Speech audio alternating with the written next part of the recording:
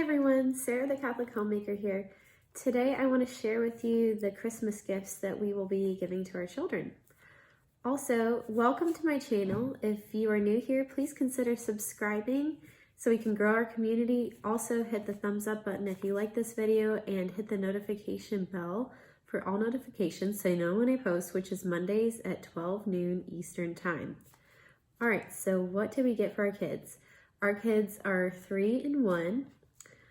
So first of all, I always love to give them books, and we go to the library many times, but I also like to grow our collection, especially of bilingual Spanish and English or just Spanish children's books.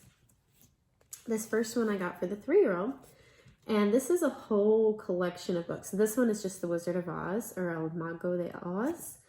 And on the back, you can see there's a bunch of classic stories on there.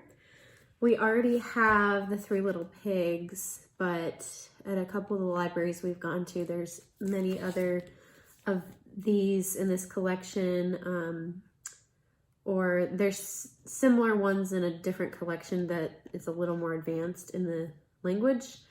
They're actually pretty affordable too. It's $3.99 for each book. And they have them on Amazon. I've seen them at Barnes & Noble. They have pretty much the whole collection there.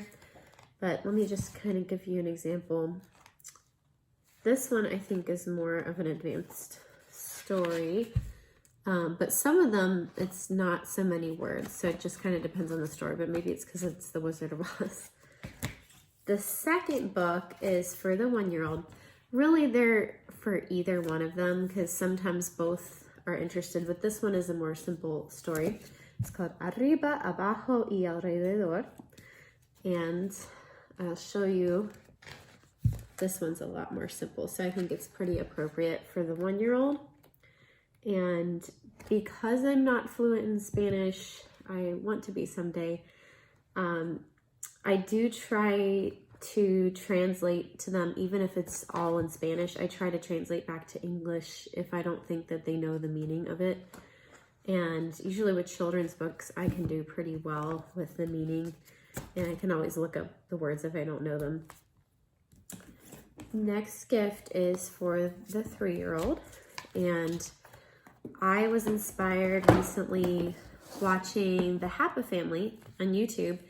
A lot of her videos are all about the Montessori method of teaching and or parenting lifestyle. And she was talking about the movable alphabet. So I was learning about that. And one of the things you do before the movable alphabet is the sandpaper letters. So I never did that.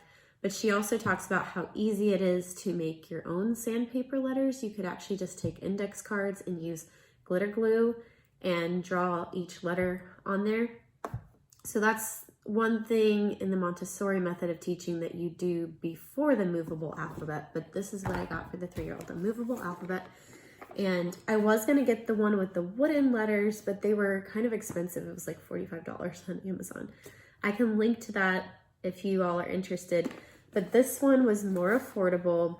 And of course, if you don't know anything about the Montessori method, they're all about more natural materials. So wooden is preferred, or more natural things, but this is what is better for our budget at this time. So I'm going to show you. I think they said it came with like 254 letters.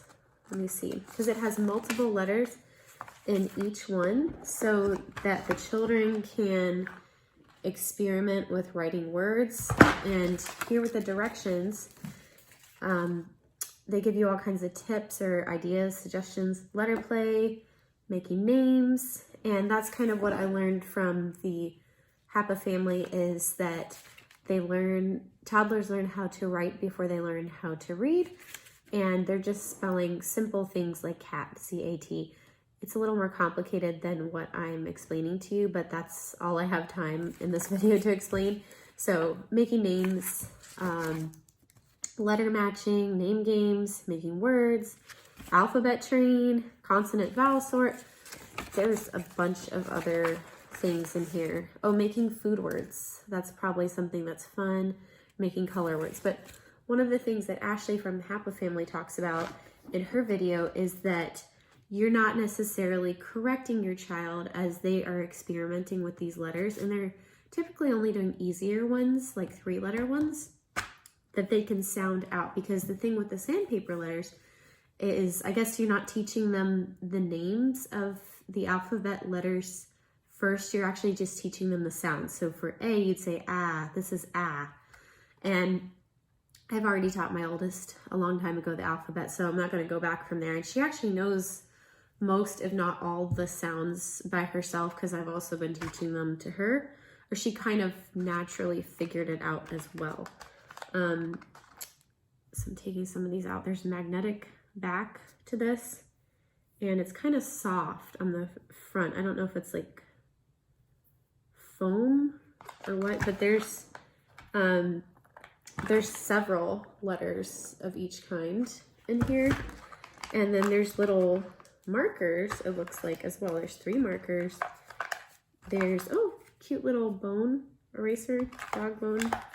And then there's a couple of question marks and exclamation points, it looks like, as well. So that's interesting. And, uh-oh, dropped the marker. There's also a marker board, or magnetic board, that came with it. So let's see, I or the L, whichever letter it is, it sticks right on there, and they can spell all kinds of things in here, which is really, really nice. Moving on, the next gift I have for the 3-year-old is more of a math type of activity, and it has several sticks in each bin. There's 4 different colors of each, and it has the letters, numbers from 0 to 9, and several of each, and it also has equal signs, plus, minus, multiplication, and division signs as well. So I'm going to give you an example on the front. So you can use the sticks to start teaching math. So 1, 2, 3, 6 divided by 3 equals 2. And so I guess you can work back and forth between the sticks and the actual numbers and symbols. And I just thought it might be a fun way of starting to introduce math to my 3-year-old. And I have kind of introduced math and counting to her here and there, like in real life type of situations, whether it's cooking or whether it's just things we see or things we read in books. Oh, how many are in here? You know, etc. like that. Okay, for the 1-year-old, I saw this on Amazon and I thought it would be a pretty good learning activity for her. There's all kinds of things she can learn to do. Button, zip, snap, clasp together, tie. There's all kinds of things. There's some Velcro. There's like a drawstring type of thing. And I just thought it's a really good learning thing for her. I'm really into the educational type of toys and reading always. All right, the next one is a wooden shape stacking set. And so there's all kinds of things that you could probably do, or, you know, she could just independently play with it herself, but you could also, as a parent, just kind of look up or think of different activities you can do with it. And that's all the toys for my children. I also wanted to add in there that since we are Catholic, there's a tradition every year in the Catholic Church, at least in the American Catholic Church, there's something called an angel tree, and there's a fake type of tree usually with kind of more sticks. It's not like true branches that you would see on a Christmas type of tree. And there's like little paper things hanging, and it says the name of the child, their age, and what types of toys or things they're looking forward to get. And, you know, just anybody who wants to can grab any one of those and decide, okay, I want to take care of this child and buy these presents for them for Christmas. And so that's what we did. This year, the child was a girl, a 9-month-old, and I saw what looked like a pretty good gift for her they were looking for educational or age-appropriate toys, rather. And so I was typing age-appropriate toys for her age into Amazon, and I found this really nice little music set. I can link it for you guys if you're interested. It had like a tambourine, xylophone, and a few other things in it as well, which look kind of fun.